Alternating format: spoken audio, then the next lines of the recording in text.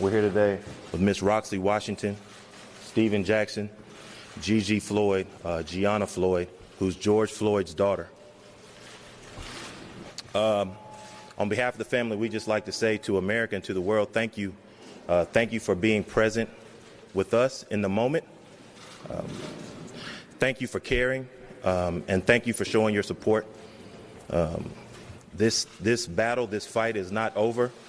And today we just want to show the world that George Floyd is not just a name, not just a meme, and not just something to be chanted. George Floyd was a real person. He was a good person, and he had people that loved him. And so we're here today to show the world these are the people that loved him, especially this young lady here and this young lady here. And with that, I'm going to pass it to my law partner, Chris Stewart, and he'll say a few words.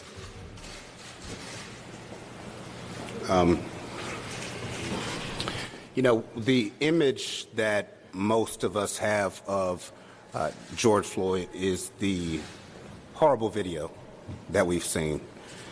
We've seen the anger in the streets. We've seen so much violence. We've seen beauty also. We've seen people standing up and speaking up, and we've seen massive changes happen across the country.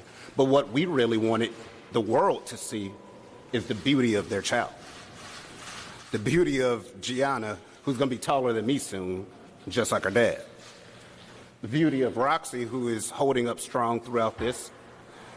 And the actual situations in life that these things affect. It's not just that someone passes and people are angry in the street. It affects people's actual lives and their futures.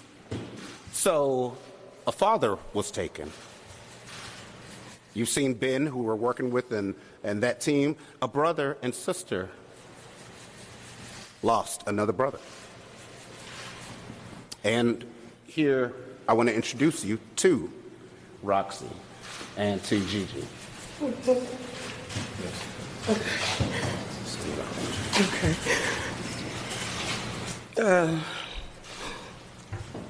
I don't have a lot to say because I can't get my words together right now. But I wanted everybody to know that this is what those officers took from me. All right, baby. At the end of the day, they get to go home and be with their families. Gianna does not have a father. He will never see her grow up, graduate. He will never walk her down the aisle. If it's a problem she's having and she needs her dad, she does not have that anymore.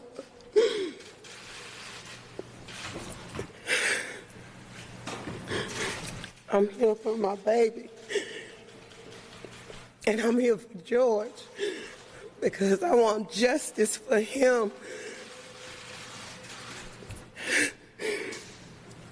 I want justice for him because he was good. No matter what anybody thinks, he was good. And this is the proof that he was a good man.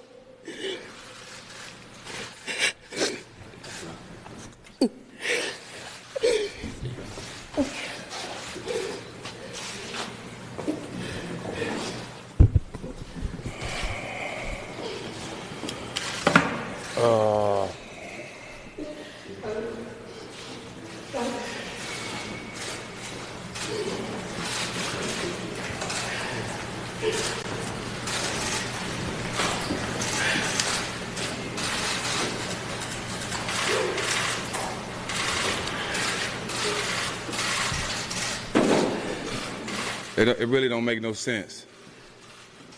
We all seen it, playing this day.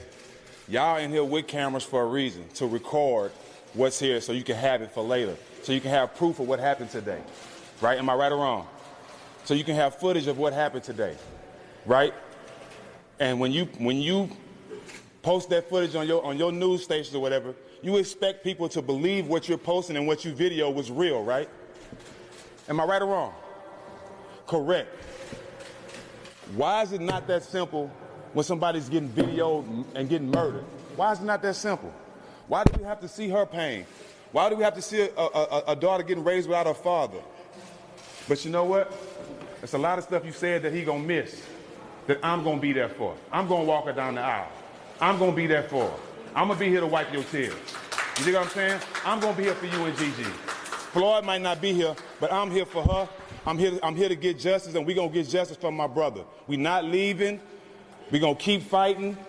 We're gonna put my brother we're gonna send him home in beautiful ways this week. But I'm telling you, we are not leaving. We demanded justice, and I'm tired of seeing that. I'm not gonna see her hurt every day like this. We need justice. We demand it, and some kind of way, goddamn it, we gonna get it. Thank y'all for coming, but this shit has to stop, man. It has to stop.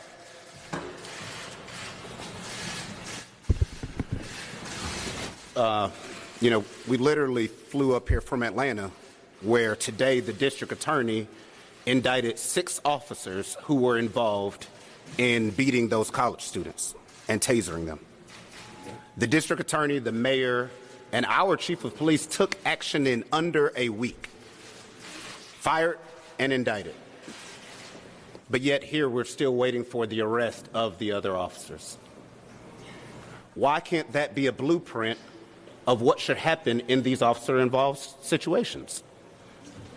The pictures last forever, but justice never truly comes in this, and time again, we're fighting these cases. Everybody at home is wondering why riots are happening, why protesting is happening. It is because situations like this do not get addressed.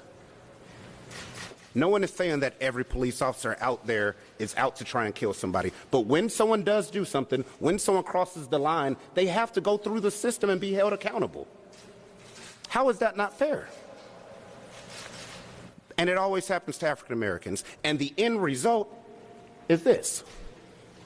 And it's a circle because then it's held against a young African American child when they don't have a parent, when they don't have a father.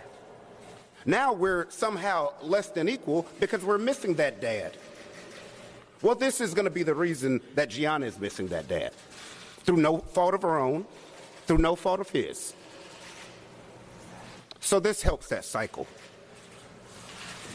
And it has to end. And we plan on fighting until the end to make sure that that happens, even with new policies being instituted, with the investigation that was announced today. We hope to see further steps so that this never happens again. With that, we'll take a few questions.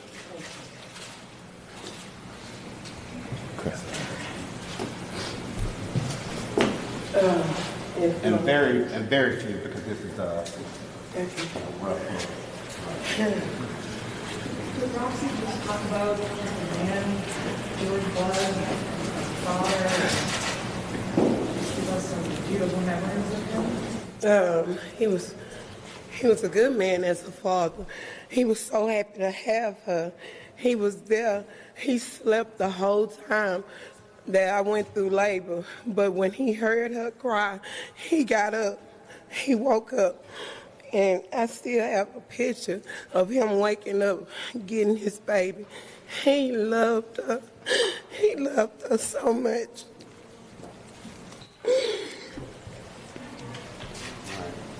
One last question.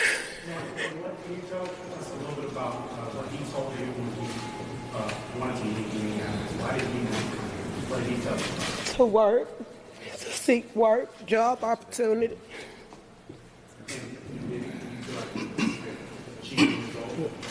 Yeah. Yeah, he was. He was.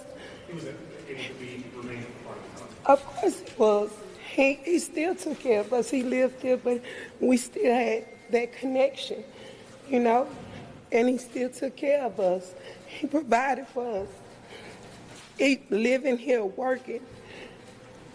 That was his main reason for moving here. When he called me, his whole reason was coming was to get here, get away from Texas, so he can come and provide for his family, be a better father, be a better provider. His whole reason for being in Minnesota was to work and drive trucks. That's why he came here. And he was doing that. He was doing great here. He was turning the curve. and then this happened. See. So he was doing his part. So we hope y'all see the human side of George and not just pictures and videos on the internet, and that he has a legacy, a beautiful legacy, that no matter how rough and chaotic the world looks right now, this beautiful little girl is going to have a bright future. Yes, indeed. And, you know, like you said, like Jack said, we're going to guarantee that. Yep. Making sure everybody's held accountable and making sure that our future's bright. So now associate this beautiful little face when y'all think of that memory. And when you see images or some outlets trying to bring up things to destroy a man's name, you think of this every single time you think of that. Y'all should know this is the frustration I have.